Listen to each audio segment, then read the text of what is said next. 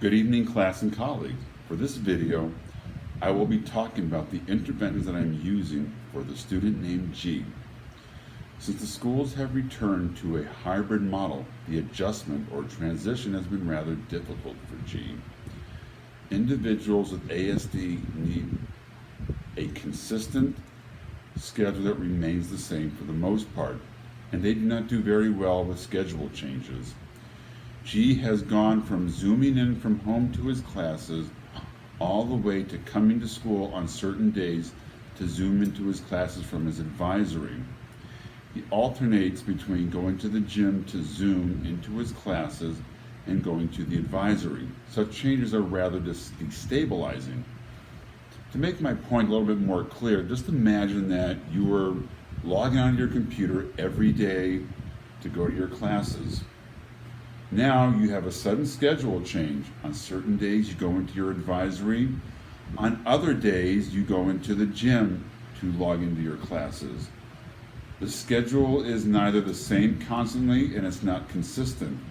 This is very destabilizing for an individual with autism spectrum disorder. The evidence-based practice that has been employed is the functional behavioral analysis.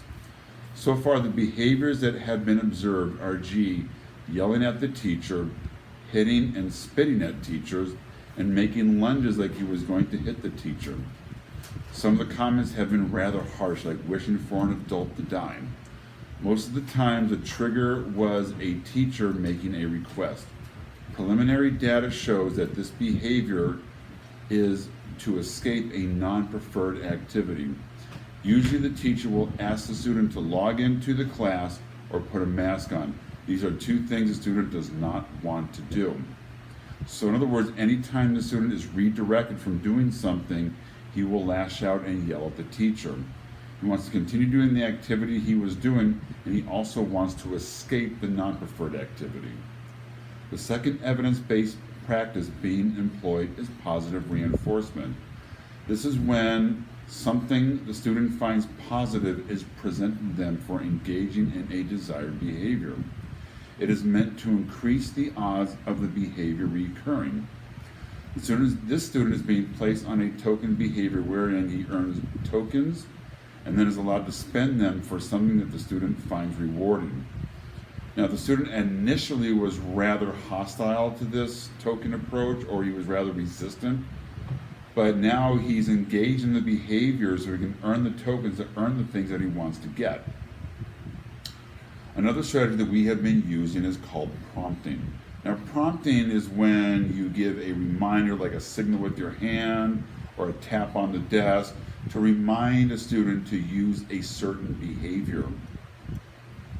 We are revisiting this usage of the evidence-based practice because every time the student is redirected or asked to do a non-preferred activity, he tends to have a tantrum.